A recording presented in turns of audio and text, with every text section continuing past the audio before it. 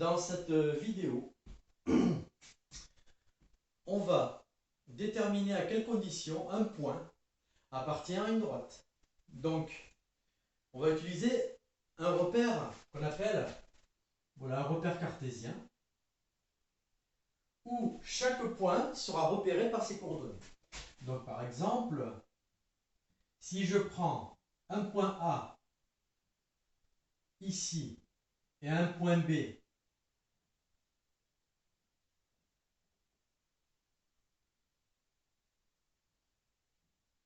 ici, je vais chercher comment déterminer une condition sur un point quelconque, par exemple un point qui est là, pour savoir s'ils sont alignés ou non. Donc, l'outil qu'on veut utiliser, c'est l'outil des vecteurs, qui fait que on va s'intéresser, pour savoir si trois points sont alignés, à savoir si les vecteurs AB et le vecteur formé par le troisième point vont être collinéaires, c'est-à-dire que le produit en croix sera égal à 0. Donc, ici par exemple, le point A, il a pour coordonnées 1, 2. Le point B, il a pour coordonnées 4, 3. Alors, par exemple, si je prends un point ici, C, alors C aura pour coordonnées moins 2, 3. Donc, dans l'outil vecteur, ce qu'on a vu, c'est que pour savoir si les trois points sont alignés, ici on voit clairement qu'ils ne le sont pas, on va comparer le vecteur AB avec le vecteur AC. Alors AB, je le calcule, vecteur AB sont les coordonnées de B moins les coordonnées de A, ce qui donne 4 moins 1, 3, 3 moins 2, 1. On a les coordonnées de AB. Maintenant, les coordonnées de AC,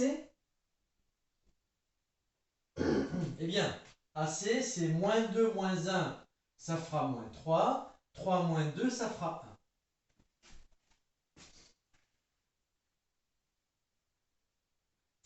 Bien, alors maintenant, pour savoir si les trois points sont alignés, on va effectuer le produit en croix, c'est-à-dire que 3 fois 1 va être égal à 3, et moins 3 fois 1 égale moins 3. Les produits en croix sont différents, donc ils ne sont pas alignés. On va utiliser cet outil pour déterminer une condition. Si je prends un point au hasard, un point M de coordonnées x, y, à quelles conditions sur x et y faudrait-il pour qu'ils soient alignés avec cette droite? Donc là, on cherche une condition. Par exemple, pour que AB, AM soit sur cette droite-là, il faudrait, par exemple, que le point AB et AM soient collinéaires. Donc si je prends mon vecteur AB va être le vecteur qu'on appelle vecteur directeur de la droite.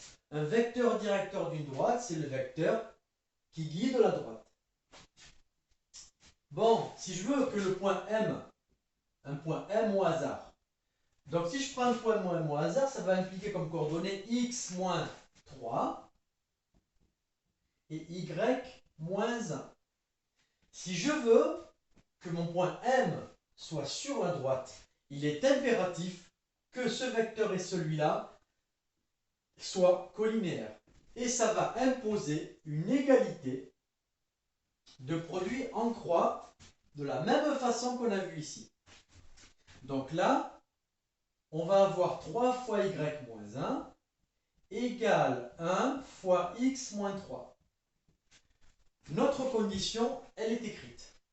Pour que M soit sur cette droite, il faut que lorsque vous remplaciez les coordonnées de M et que vous mettiez les valeurs là-dedans, il faut qu'on ait égalité d'une part et d'autre.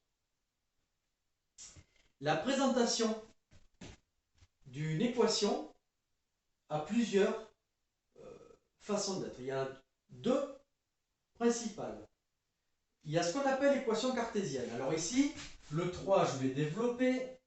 Voilà, j'applique la distributivité dans chaque côté et j'arrive à cette équation.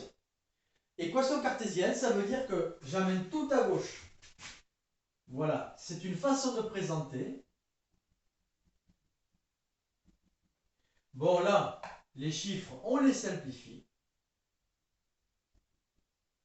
Donc, qu'est-ce que cela signifie? Vous avez une équation cartésienne d'une droite.